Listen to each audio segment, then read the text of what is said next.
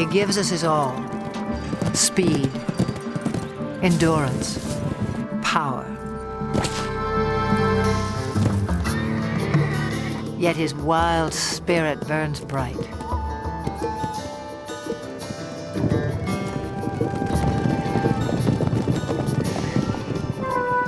Spark of ancient myth, pride of king and conqueror.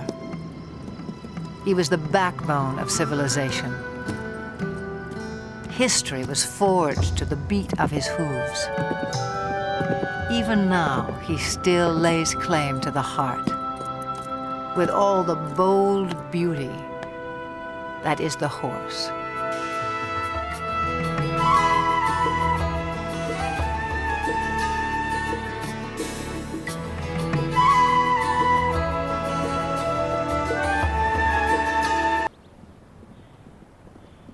Summer sets off fireworks in the mountains of southern Montana. Spurred by heat and hunger, wild horses converge on the cool green heights, and sparks begin to fly.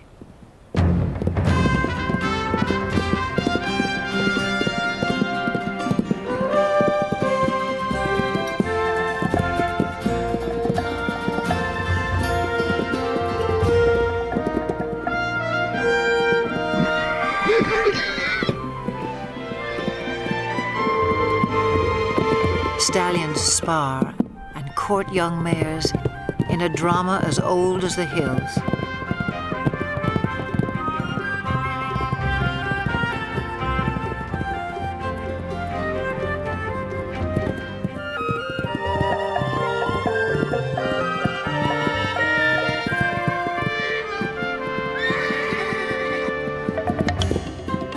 The Mustang has become a symbol of the American West.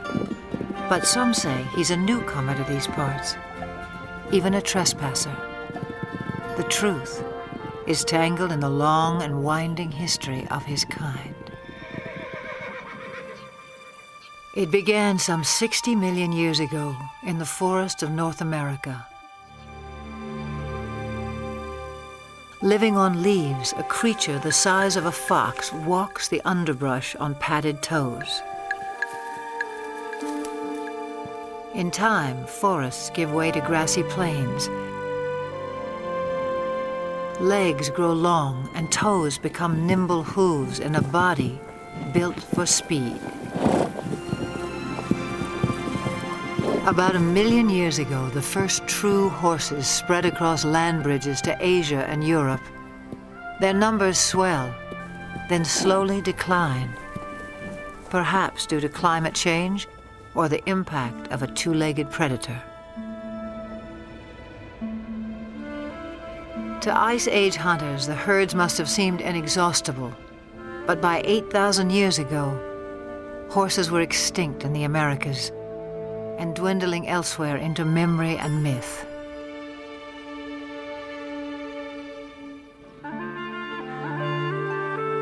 Then somewhere on the steppes of Eurasia, at least 4,000 years ago, the horse inspired someone as more than just a meal. It may have begun as a shaman's ritual or a reckless teenage prank. But some brave soul took a quantum leap and changed the world forever.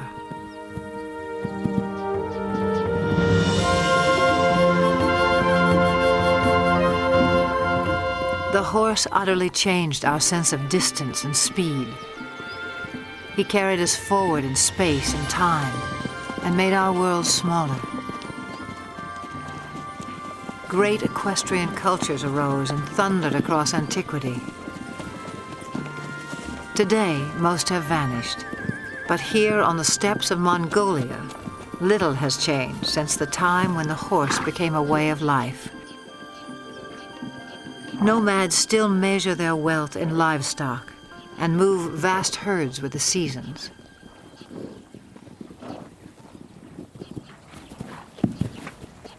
Small but hardy, Mongolian horses endure a harsh climate and grow a thick winter coat. When pasture is meager, they can survive on very little.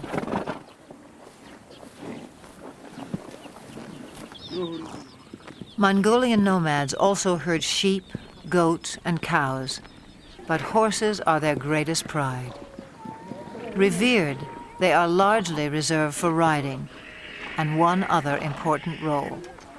Mongolia's national drink, called Arak, is fermented mare's milk. Life in the saddle begins early, in keeping with a local proverb. A Mongolian without a horse is like a bird without wings.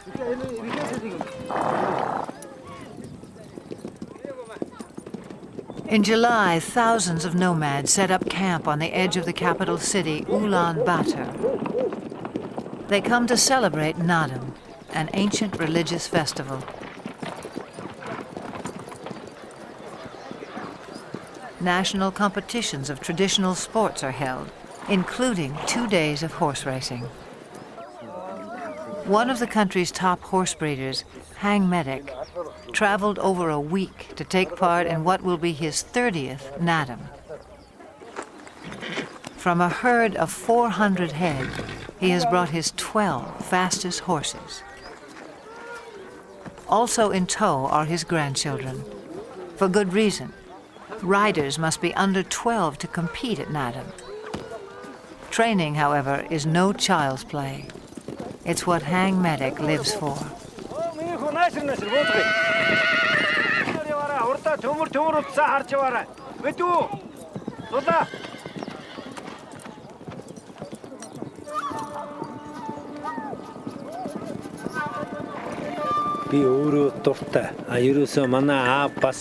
Horse training is a passion. My father was a great trainer, and he passed that on to me. It's the same for most Mongolian people. We compete at Naadam to see who has the best horse, and because we're so proud of our horses. A fine racehorse is a symbol of good luck and happiness.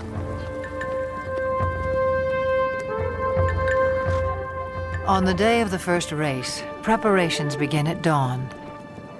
Hats and bright silks will help families spot their little jockeys at a distance. The distinguishing mark of a racehorse is a leather tail wrap, always wound clockwise. Forelocks are also bound.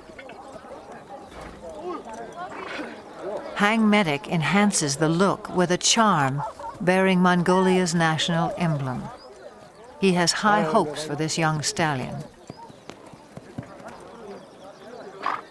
With an offering of mare's milk, Hang Medic's wife invokes the sacred powers of nature to bless horses and riders.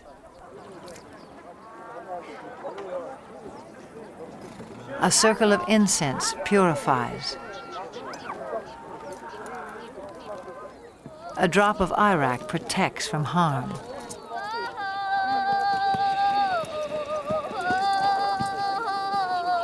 An ancient Buddhist chant rings out for luck.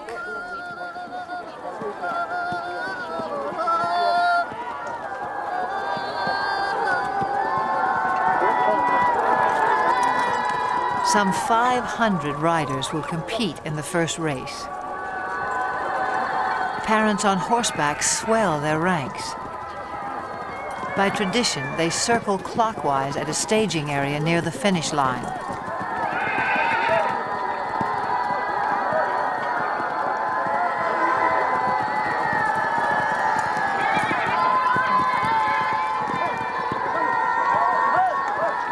But the running of the race is not yet at hand. The starting point lies more than 15 miles away in the open steppe. To reach that point at a walk will take the racers some 3 hours, which leaves time to kill for everyone else. Nomads like Hang Medic take the moment to catch up with old friends and trading partners. For people who live much of the year in relative isolation, there's also the irresistible allure of new faces.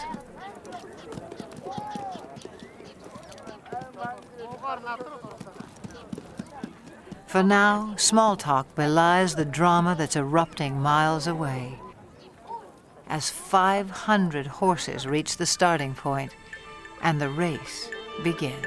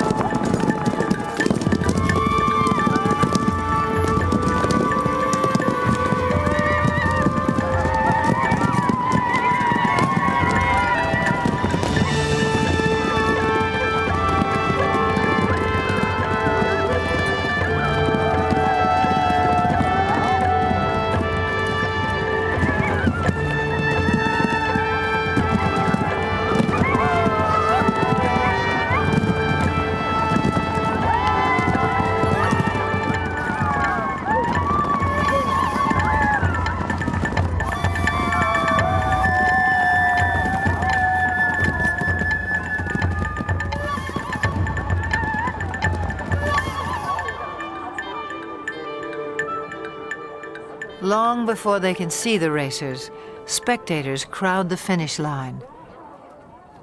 According to myth, the dust kicked up by winning horses showers happiness and prosperity on all those it touches.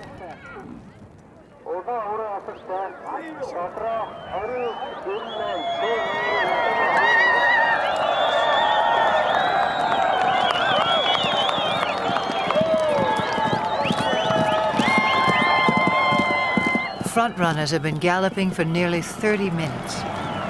By Western standards, this might qualify as an extreme sport. But these are the descendants of Genghis Khan, who forged the largest land empire ever known on horseback.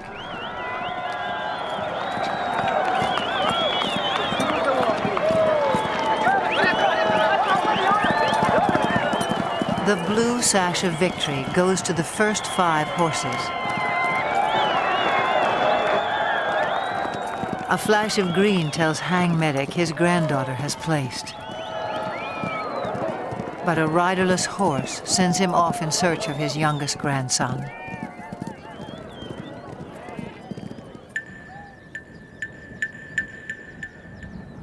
After an initial flurry, racers trickle in for another hour.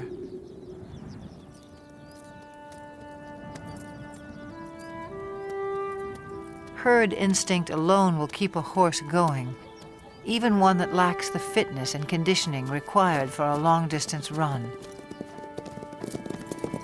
For some, the strain is too much.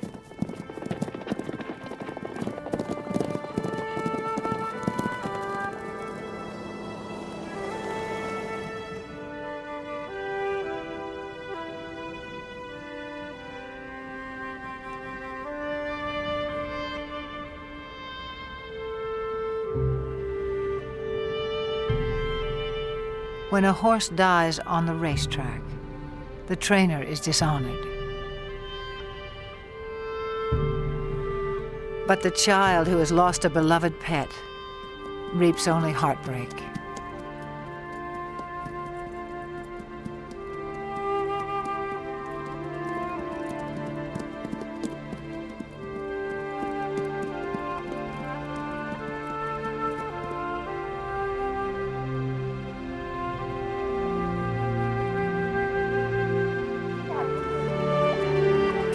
A fall near the starting point dashed the hopes of Hang Medic's grandson.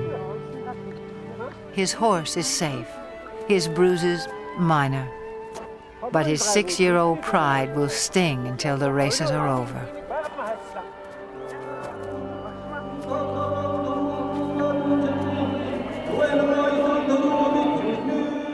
Naadam concludes in the National Stadium with a parade of champions. Hang Medic is twice a winner, His grandchildren take 2 of his horses through their victory laps.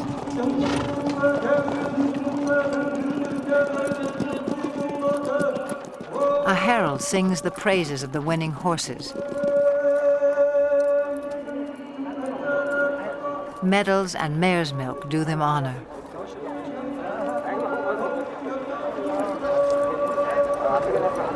But for each little rider, the highlight is a kiss from the President of Mongolia.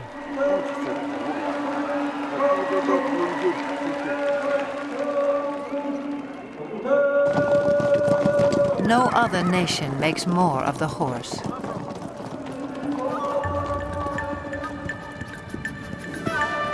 Fiery steed, faithful servant.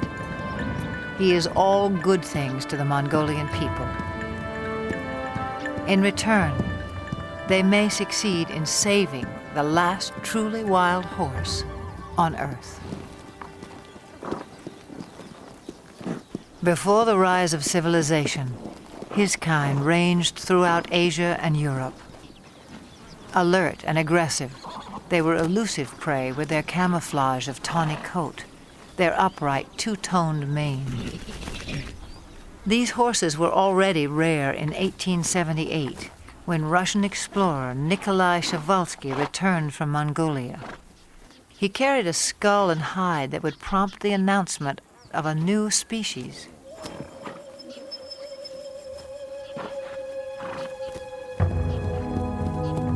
In a race for specimens, stallions were slaughtered to subdue mares.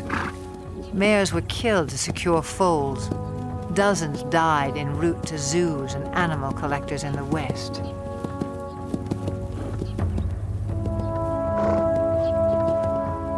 Przewalski's horses were last sighted in the wild in the 1960s.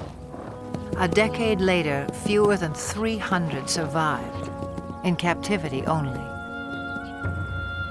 This endangered species was declared extinct in the wild.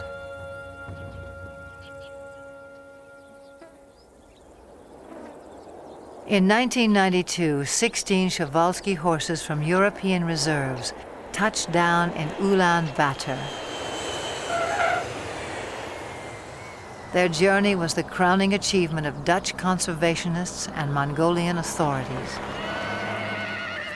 Transports were blessed with mare's milk as the horses arrived at a nature reserve established in their honor.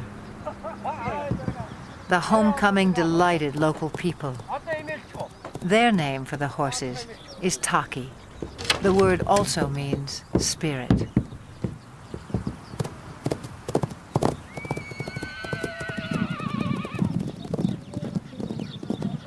Today, some 80 free spirits roam 120,000 acres under watchful eyes.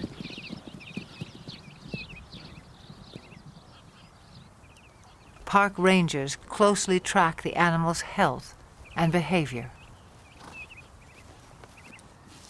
Breeding success is high. 2 generations have been born in the reserve. To increase the gene pool, horses are still brought in from the West. But prospects for a self-sustaining population are promising. Mongolia's preservation of the Taki seems a fitting tribute to an animal who has given us so much.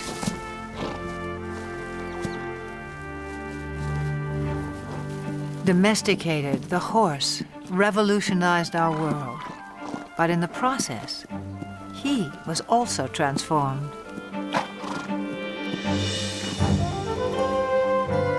The legendary Arab is just one of more than 150 breeds, some honed for work, some for sport, others for sheer show.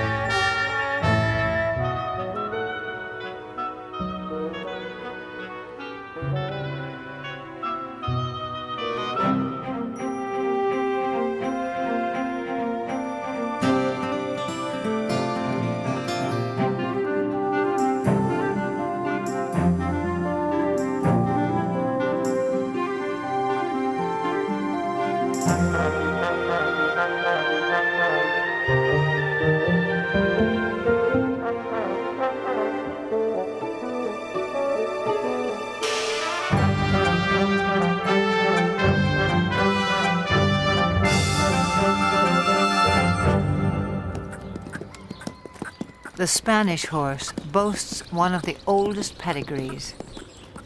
His speed and stamina were praised by the Romans. The famous Spanish riding school in Vienna was founded in his name. A dancer's grace made him a favorite of monarchs and earned him the title Royal Horse of Europe. Today, he inspires a new generation.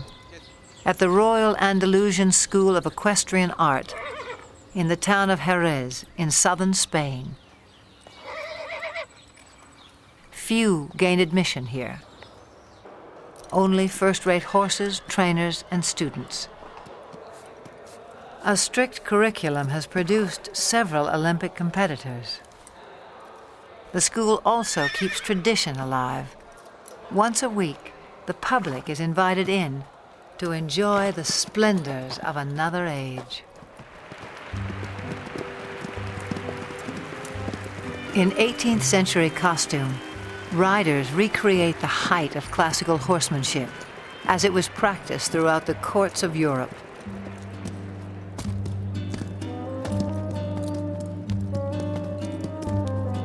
Most spectacular are the airs above the ground.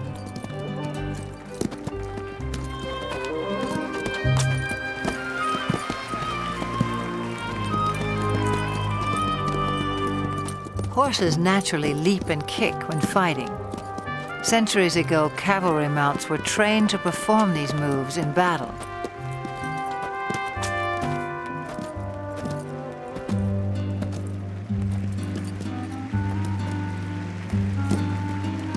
Eventually, each gesture became an end in itself, as formal as ballet. A supreme effort, the capriole demands vertical loft, virtually in place.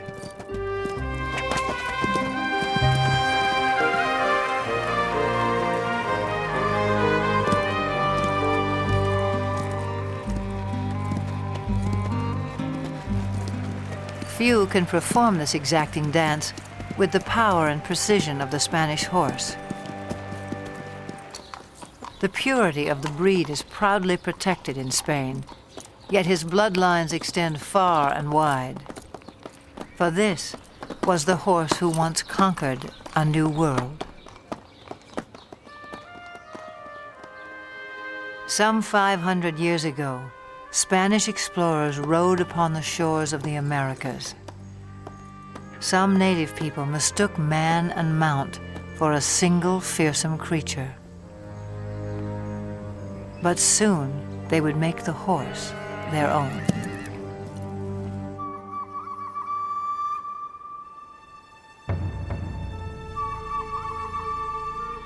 Through stealth and trade, Native Americans embraced the horse.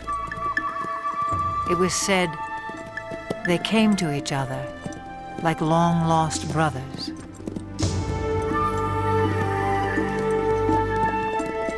Some called him Sky Dog. He opened vast horizons in this life and haunted their visions of the afterlife. But this cult of the horse would not last. By the 19th century, Native Americans had been robbed of land and livelihood. Their beloved sky dogs were shot or simply set loose. Scores of Indian ponies joined strays and runaways, already thriving in the wilderness. By 1900, over 1 million horses roamed the American West. But not for long. To make way for cattle and sheep, public lands were cleared of animals considered worthless pests. They were slaughtered by the thousands for pet food, fertilizer, and mere sport. In the 1950s, public outcry denounced the abuses. Still, numbers had dropped below 20,000 by 1971, when a federal law was finally passed to protect the wild horse. as a living symbol of the pioneer spirit of the West.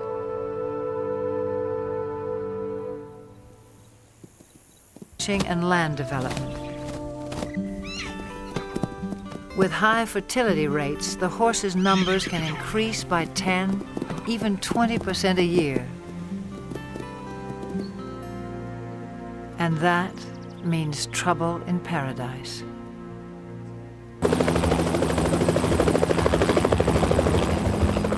In the last 3 decades, the Bureau of Land Management has removed more than 100,000 wild horses from the range. The roundups are intended to protect public lands from overgrazing and ensure the health of the herds.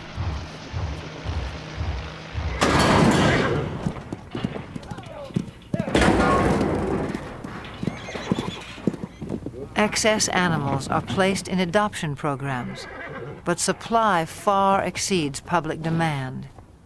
Horses deemed unadoptable live out their days in holding pens.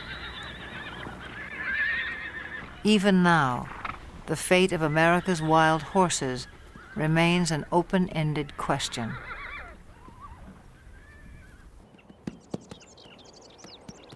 Some 4,000 years of domestication have failed to deprive the horse of his wild instincts. His natural impulse is to flee the company of humans. Brian Newbert makes a living, not breaking, but in his words, starting wild or green horses. This 2-year-old quarter horse stud, born on the open range, has never been handled. On his ranch in Northern California, Brian is about to make first contact.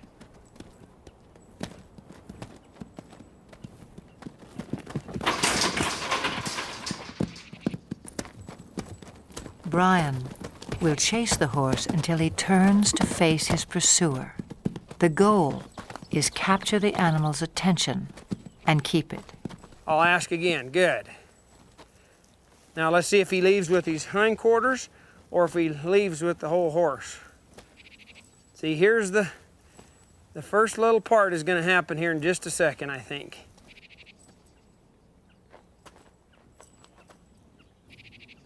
Subtle shifts of body language keep the horse focused on Brian.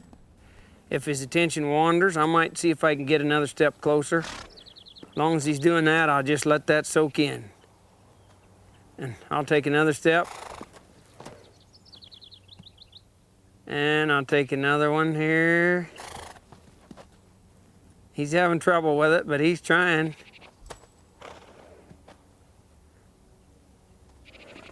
He's gonna have to leave here pretty soon. And I'll try to direct him back. There, he adjusted in the rear quarters. That's what I'm gonna need here.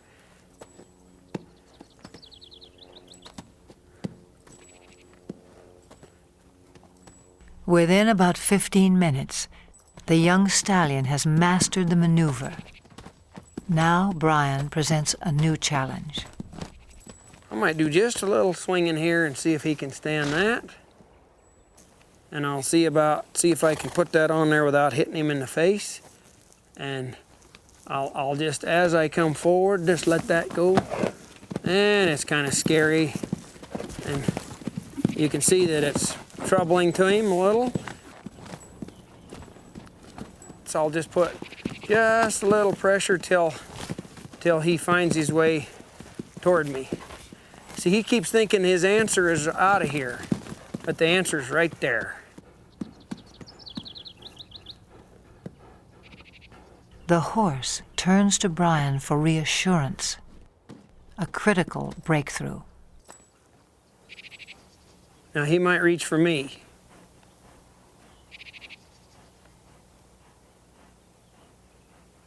Let's see if he come in here. I'll see if I can get another half a step without scaring him. See how he's reaching for me? Now here's a spot where you want to watch their ears, because some of them they'll take a run at you. Now I'll just wait here till he reaches. Like that. See him smelling me instead of... There's the first, second.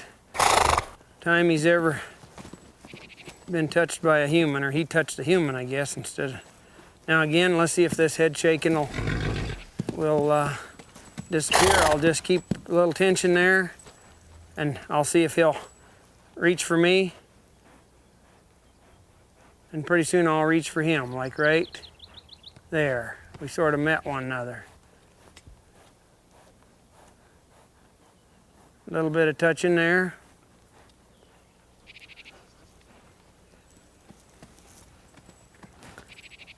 A little bit more here.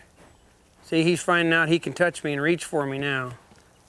In a horse, there's a spot in there where they can just turn loose emotionally. You can see in their eye and their face a change that comes over them. And they'll begin to drop their head and their eyes will soften, and you can just see that they're beginning to trust you. And then you can move right on and really advance then. I'll get my weight shifted back. He's feeling a whole lot better about things now. He's finding out I can touch him and he won't get hurt. Less than half an hour after the first touch, Brian tests the saddle. It's kind of important to swing this on so that it doesn't hit him.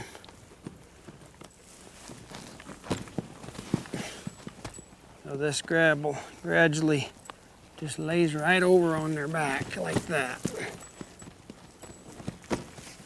I don't mind seeing one buck with the saddle, because being a prey animal, that's his responsibility to not let anything stay up there. That's where the predator has the best advantage. If he can get above and stay with them, then he can have himself a meal. Pretty dreamy now, but we'll see what he's like when he feels that saddle on there. I'd rather he test the saddle out before I get on than after I get up there. Now I'm gonna move him off, but ever so softly, if I can. I'm not trying to make him buck.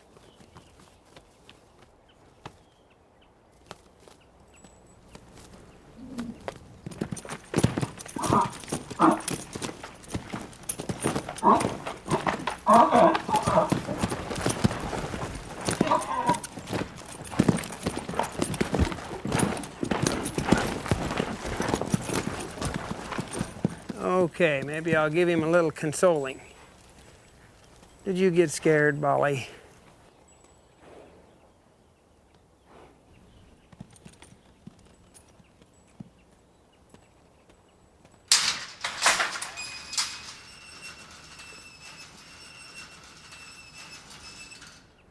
It's been less than 2 hours since Brian began work, a fairly routine first session. He'll leave the saddle in place for a few more hours, then give the young stallion a well-earned rest until morning.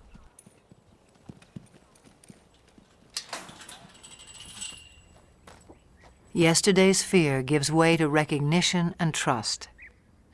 Today will be another turning point. Social animals feel safest in a group. As a comfort to the young stallion, Brian has corralled several other horses.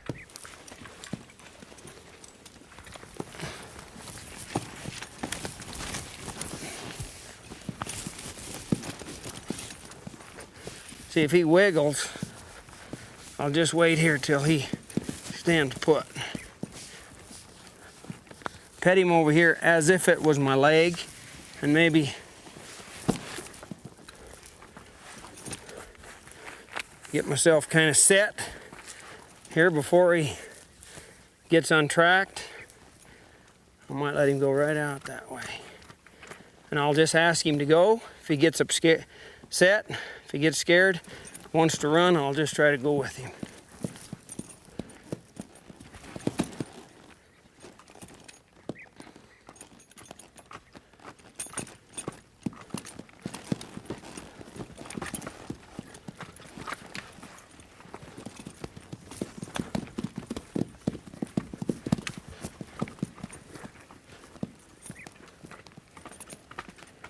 People ask me about this new way of working with horses. As far as I know, it's been around as long as there's been horses and man interacting with one another. I don't know how the first man could ever got on a horse for the first time without having something working for him.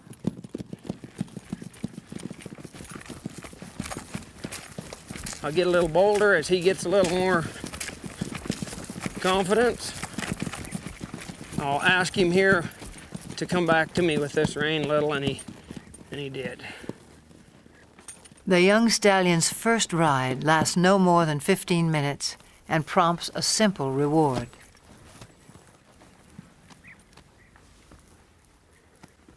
Hey, kid. This just kind of soothes them sometimes. Give them a little hugging. This is a place where a lot of them just can't stand you have you that close. And if you can show them that it's okay to be this close, why, it's a real relaxing, soothing kind of thing for them. They really have to trust you.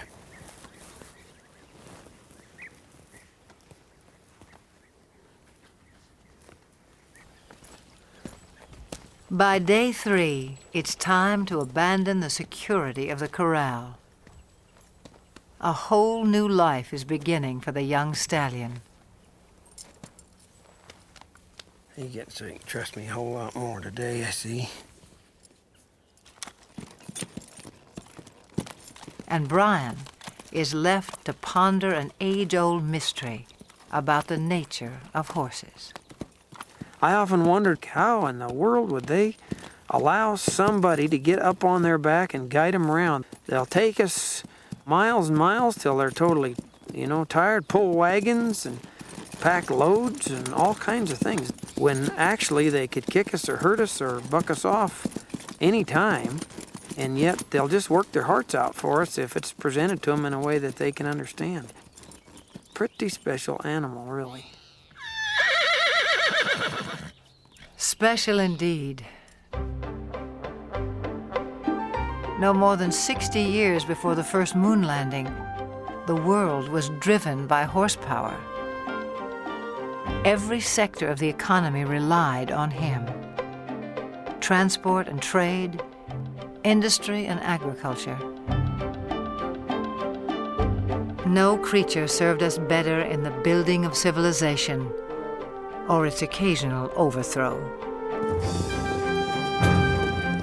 For millennia, the war horse prevailed in battle. If not for a horse, would Alexander have been great? Who can imagine Attila the Hun or Napoleon on foot? Over 1 million horses served in World War I. Nearly a third died. In World War II, tens of thousands perished in a battle of bullets and bombs. The age of horsepower was over. And yet there are more horses in the world today than during the 1800s, some 62 million.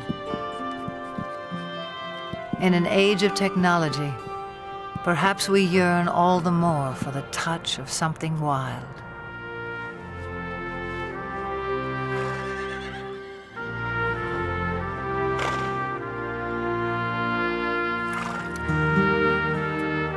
The horse is no longer changing our world, but he can still change lives, one at a time. In central Georgia, Carol Woolley has loved horses since she was a child. In 1995, a friend told her about an old school horse who had seen better days as a fox hunter and jumper. His name was Carousel, and he needed a home. Carousel was in his mid to late 20s, a little lame, about 100 pounds overweight. He was a little sway back, just a good, quiet lesson pony. You like a goodie? Carol took good care of him. Local children rode him. Soon, Carousel was a favorite. In 1996, 2 weeks after the Summer Olympic Games, the Paralympics came to Atlanta. Some 3,500 athletes attended. For the first time, equestrian events were included. 16 nations sent teams. It was up to event organizers to provide horses for 62 athletes with a wide range of disabilities.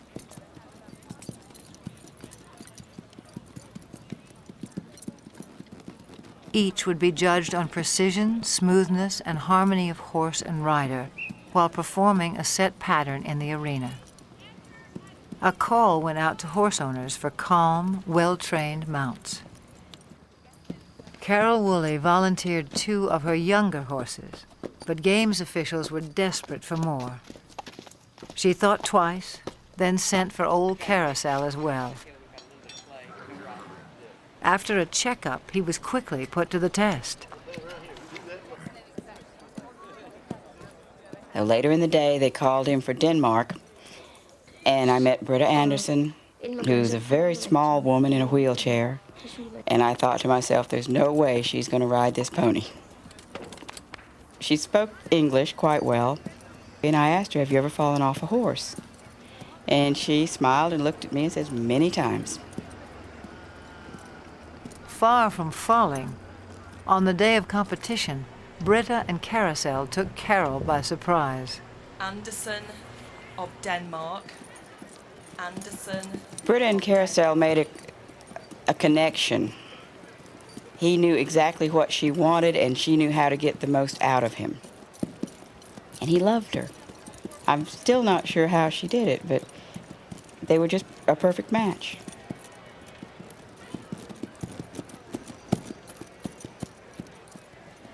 The judges agreed.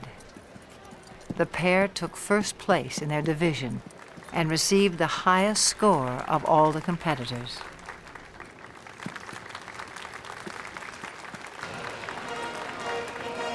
From Denmark, Britta Anderson, riding Midlands Carousel, owned by Carol Woolley. When they won the gold medal, it was this little pony and a horse trainer from nowhere, and a world-class rider. And the thought that they actually won that gold and they earned it, it was probably one of the high points of my life.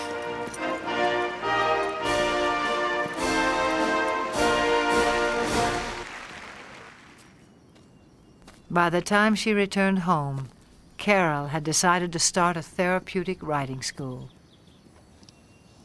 Would it be easier to face the other direction to get off? I think so. Horseback riding can improve balance and muscle tone, as well as a sense of independence and self-esteem in people with all sorts of disabilities. For Carol, there's no greater reward than to see someone like 13-year-old Sarah take her first ride. We got you now, kid. You're riding, kid. You're riding. You want your When you take a child out of a wheelchair and put him on a horse, he's immediately taller. The walk of a horse mimics the same movement you get to actually walk on your own legs. It gives them a freedom of mobility. It gives them control over something that they may have never known before. They can control where they're going.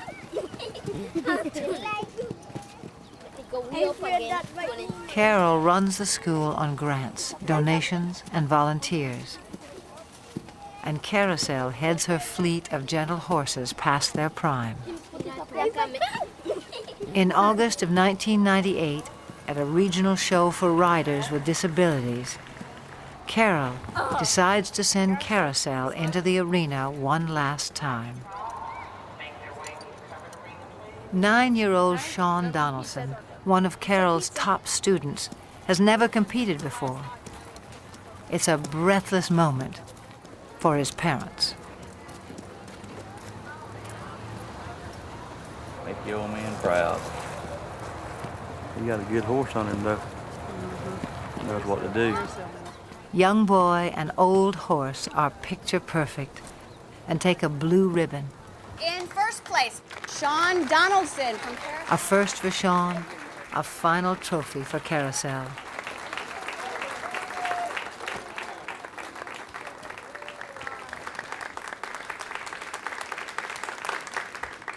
The competition concludes with a ceremony. As a symbol of retirement, Carol removes the saddle from a little horse of unknown breeding who has meant so much to so many.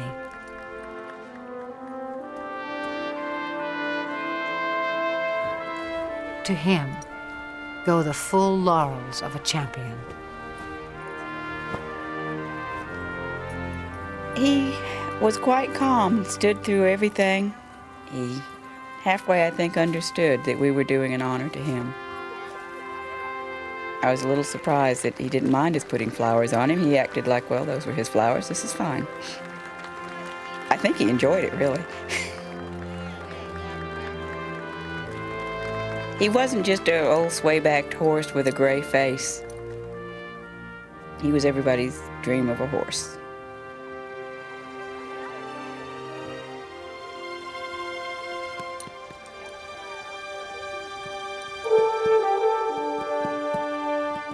He's served everyone that's ever owned him, every place he's been. He's done everything we've asked him to do, all of his life. To me, he symbolizes all the horses that have worked hard all their lives and have given us so much pleasure. He's a fairy tale of a horse, but there's probably thousands of them out there just like him. I guess he's the poster child for all of them.